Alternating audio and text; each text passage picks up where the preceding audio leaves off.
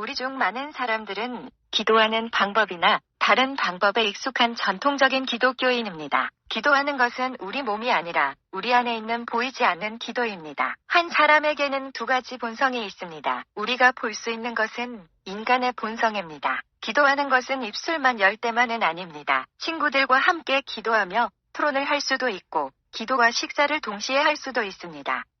이것이 그리스도인의 정상적인 삶이어야 합니다. 즉 당신의 삶은 기도하는 삶이어야 합니다. 항상 예수 그리스도의 이름으로 묵상해야 합니다. 주 예수여, 저를 불쌍히 여기소서. 당신의 자비가 나를 위해 말하게 하소서. 오늘 당신의 은혜가 저를 위해 말하게 해주십시오. 그러나 얼마나 많은 그리스도인들이 이것을 합니까? 필요할 때만 기도합니다. 우리의 문제는 우리가 너무 세속적이며 우리의 모든 양질의 시간, 노력 및 에너지를 소비하는 세상에서 우리가 찾고 있는 것을 얻지 못한다는 것입니다. 가장 실망스러운 점입니다. 그렇다면 왜 우리는 영적인 삶을 위해 더 많은 시간을 할애하고 연결되어 어떤 일이 일어날지 볼 수 없습니까? 거듭남, 신자가 되는 열매는 자신을 소개하기보다는 자신이 누구인지 세상에 알리기에 충분합니다. 오늘날 당신은 사람들이 당신 안에 계신 예수님을 알아보고 기도해 달라고 간청하는 것이 아니라 그들을 위해 기도해 달라고 간청하는 사람입니다.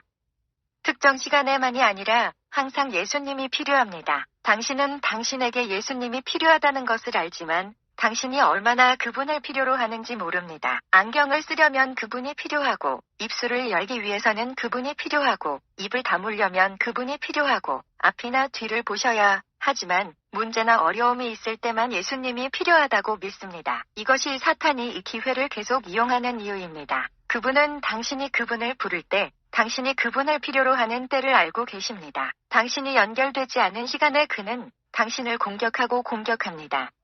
어떤 일을 스스로 할 수 있다고 생각하기 시작하면 그것은 잘못된 것입니다. 당신은 모든 것을 그분께 의존해야 합니다. 사도 바울은 내게 능력 주시는 자 안에서 내가 모든 것을 할 수 있는 이라라고 말하지만 오늘날 여러분이 하는 모든 것이 그리스도로 말미암아 하는 것이 아니라 그리스도를 바라보지 아니하고 하고 있습니다. 그리스도를 통해 미소 짓고 그리스도를 통해 일어나지도 않고 먹지도 않습니다. 우리는 영적인 삶을 새롭게 시작해야 합니다. 당신이 항상 예수님을 묵상할 때 당신은 쓰레기를 버릴 시간이 없을 것입니다. 당신은 예수님을 환영하지 않는 곳으로 가지 않을 것입니다. 항상 기도하는 자세를 유지해야 하며 내가 일어나 기도하라고 말할 때까지 기다리지 말아야 합니다. 우리가 번영해야 할 첫 번째 장소는 영적인 삶입니다. 가장 큰 전쟁은 우리 마음 속에 있습니다. 마음의 고난과 실망이 먼저 닥치지만 기도하는 마음이 되면 이런 부정적인 생각이 모두 사라집니다. 그리스도인의 상황은 바울에게 일어난 것과 같이 하나님의 영광을 위한 것입니다. 이 일에 대하여 내가 하나님께 3번이나 그 일이 내게서 떠나게 해달라고 간구하였나이다. 또 내게 이르시되 내 은혜가 내게 족하도다니는 내 능력이 약한 패서 온전하여짐이라. 하나님은 당신의 상황을 아실 때 당신의 연약함 속에서 당신의 능력을 나타내실 것입니다. 그분이 문제를 제거하거나 제거하지 않기로 결정할 때까지 계속해서 문제를 해결할 수 있습니다. 그리고 그분이 그것을 제거하지 않기로 결정하신다면 우리는 바울을 죽인 것이 가시라는 것을 결코 알지 못했기 때문에 남은 여생을 평화롭게 살 수 있습니다.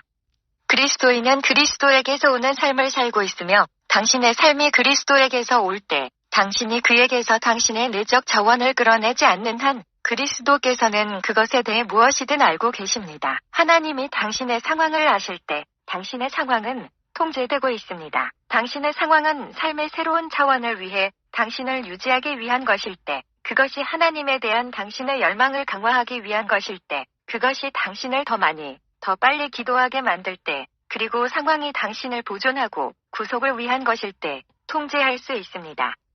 그럼에도 불구하고 바울은 9절에서 그러므로 내가 연약함을 기뻐하노라고 했습니다. 다른 사람들은 그들을 파괴하고 죽이기 위한 것이지만 당신의 것은 당신을 보호하고 새로운 수준으로 유지하며 앞으로의 도전에 대비하기 위한 것입니다. 그것이 당신의 상황이라면 왜 불평하고 왜 의심하고 왜 두려워합니까? 그것은 당신이 사람들 앞에서 하나님께 영광을 돌릴 수 있는 기회입니다. 그런데 오늘은 조금 곤란한 일이 있을 때 아무 말도 하지 않고 겉모습만 봐도 알 수 있습니다. 인간의 동정심으로는 당신의 문제를 해결할 수 없습니다. 오히려 악화시킬 것입니다. 그러므로 하나님께 충실하십시오. 좋을 때나 어려울 때나 하나님께 충실하십시오.